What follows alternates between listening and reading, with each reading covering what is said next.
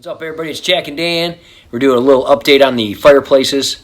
A few weeks back, we did one on our wood bricks right over there that we used to heat our home with. It's getting cold. We had a little snow outside, and Lacey's getting cold. She's right here by the fireplace with us. She does not like the cold, do you, buddy? She likes to be nice and warm. She always sits in front of the fireplaces. We have a small wood-burning insert in this fireplace in our living room, and we have a big freestanding one on the other side of the house. We're going to kind of show people how we do this and how these wood bricks work. They are incredibly efficient, really awesome, much easier to deal with than wood. There you go. So we did have one fire. It was like Halloween. It was pretty cold. We had one little fire in here.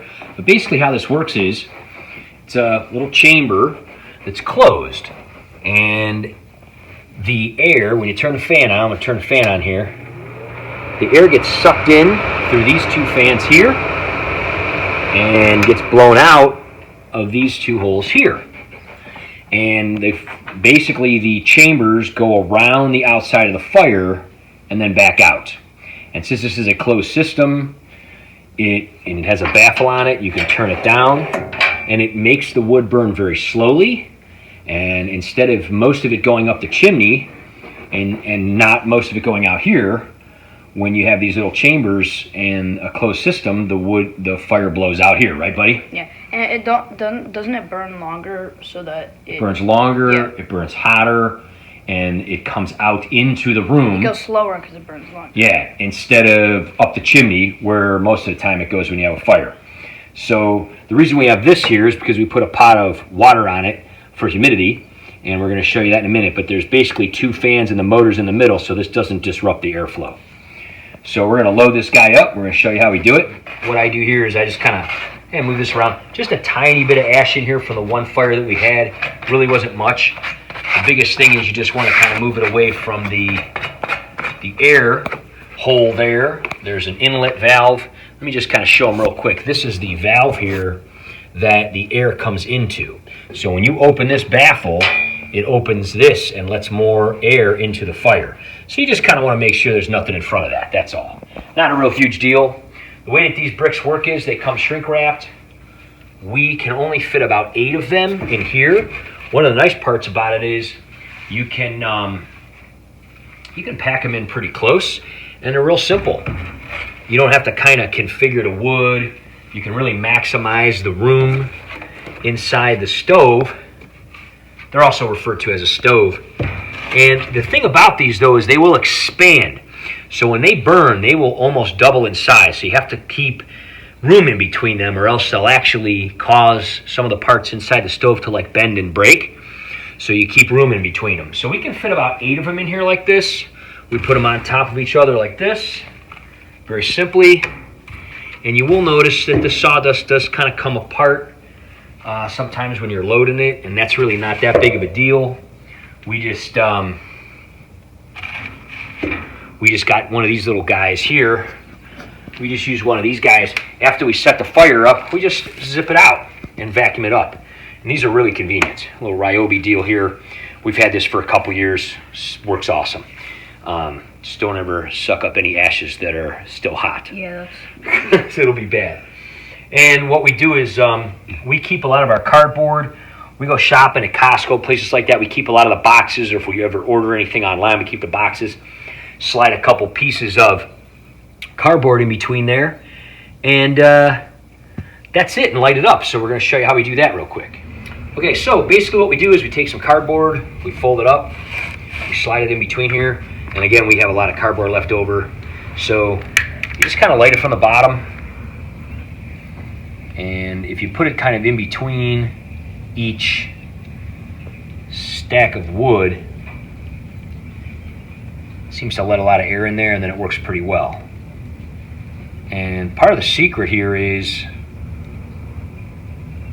really just controlling the baffle and the door. So you want to open the baffle up all the way. Make sure that's open all the way. And then you don't really close the door all the way. You just kind of leave it, and you'll notice that that oxygen, or air basically, gets kind of sucked in there. And so that'll take about 4 or 5 minutes before the wood starts on fire really good. Yeah, the wood's really thick too, so it's kind of. And then what we'll do is we'll close the door, Catch on fire. and then in another 5 minutes or so, then we'll close the baffle, and then we'll put the big thing of water on top. You can see it's just a little stainless steel thing of water, and we just set that right here when we're all It's done. basically a free humidifier. So once it reaches this level, then it's pretty inflamed here. What we do is we just close the handle. We just go ahead and lock that, and it just kind of locks down. And what will happen is we have just enough air because the baffle's still open. So what's going to happen is that's really going to kind of light. So it's only been about 5 minutes. What will happen is in about another 4 or 5 minutes, almost all of that wood will no longer be kind of beige like that. It'll all be charred and black. And then what we'll do is we'll close this all the way. And as the wood burns down and gets colder, you can then actually open this up a little more, let more oxygen in. It will burn up the remainder of the wood so that nothing goes to waste. So anyway, take that little water jug, buddy, put it right down on top of here. I'm going to put that right in the front. Yeah, see, so that's why we have these little tiles here, just to kind of hold it. And we just push that all the way right next to the thing here, and that'll actually end up sitting on here and being in front of there, get very hot, and by morning that'll almost all evaporate. And so in the winter time, that helps to keep everything cool. Now this is already hot enough. This has an automatic setting. There's a little thermostat in the front here. Once it reaches, I think it's 400 degrees or so, it'll turn on. But I actually turn it on sooner than that. I just put it on manual. And you can put it on low if you're trying to watch TV, but it's really not that loud. You just watch TV, we just turn it up a little bit. But that air coming out of there is already quite warm, coming right out of the front here. And it just comes out under those two things there. It's sucked in here in the bottom, goes around the back, and then through here. Very, very warm already. So each one of those bricks lasts about,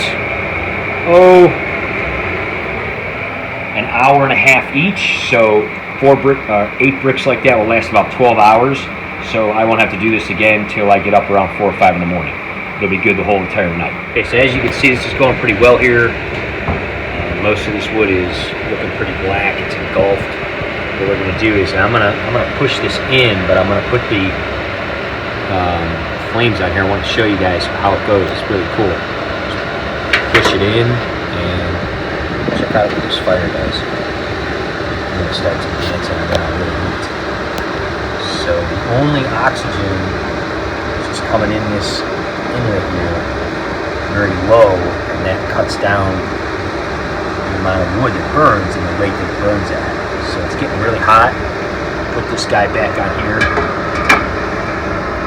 Okay, so it's about 20 minutes since this all got going. Lacey's at her favorite place. She's got her little Dachshund holiday blanket there, sitting in front of the fire. It's really hot there, isn't it, buddy? Yeah. It's cranking away. We got everything shut down. Again, that'll last for about 10 or 12 hours, just with those 8 bricks. We don't really have to mess with it or deal with it after that. It only takes a few minutes. We just keep a little thing of wood here. We keep it in the back. We just kind of bring some up here once in a while when we need it. It lasts about a week or so. And she just loves being right in front of that, doesn't she, buddy? Yeah. With her pal, Jack. And you can go to Regency.com if you want to learn more. I'll put a link in the description. They just make awesome fireplaces. And there's many companies and many brands, but they did a great job and came and installed them for us and everything. Again, this was a freestanding one, so it goes right out, and there's a little chimney we have sticking out. But the small one, that just goes right up the old chimney, so there's nothing to really see there. Yeah, you can see how just a couple little pieces of cardboard there really get this lit up very easily. And it does hold a lot of ash. You can see there's a pretty big pan there, so that's the inlet valve there, but there's a couple of inches. We really don't need to empty it very often at all. So once you see that wood getting like that and it's pretty hot, we're going to take this little guy right here. We're just going to push it in. And you can see what the fire does at that point when it really doesn't have any oxygen anymore. It really starts dancing around. And it will, again, it will burn for a good 12 to 16 hours easily.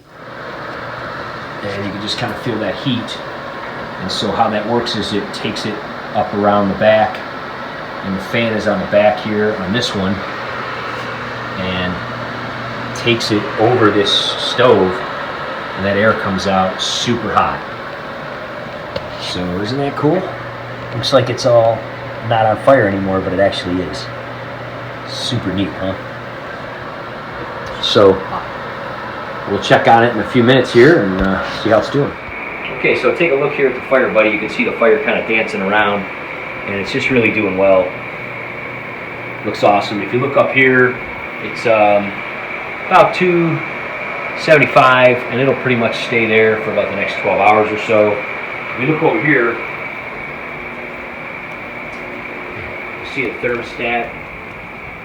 It's already up to 73. It's just going to keep going up. It's going to be nice and hot. So a lot of people might think, hey, this is too hot. Well, first of all, it's a dry heat. It's wintertime, so it's not humid. Secondly, Miranda, she had a really severe attack of Graves' disease, and they had to do emergency surgery on her and take her thyroid out. A lot of people don't know that. She has a very tiny scar, so you can barely see it. And she had the whole entire thing removed. She does have to take supplement for that. Yeah. But even with that synthetic thyroid, her temperature regulation is not very good. So she's pretty much cold all the time. And so we would rather it be warmer for her. And, you know, if we're a little warm, it's not that big a deal. We'll turn some fans on, or we'll strip down, or whatever we got to do. And so it's very comfortable for her all winter. That's one of the reasons we get the wood. It's one of the reasons we have the wood burners, is because we do have very efficient, heat pumps, but they just don't get really hot when it's cold like this. So we use these, and they work out really well, and she's very comfortable that way. And so we kind of do all this for her, and she really enjoys it and appreciates it, and so does Lacey, because I don't think Lacey... So we too. Yeah, we like it. It's not a big deal. We don't get too hot. Yeah. But I think Lacey doesn't have a thyroid either, because she's always freezing. So she really loves it too. So anyway, that's it. Make sure to subscribe and hit the bell like always. We do videos all the time about stuff like this. We just wanted to kind of share this because we were firing them up for the first time of the year. We'll see you next time, guys. Bye-bye.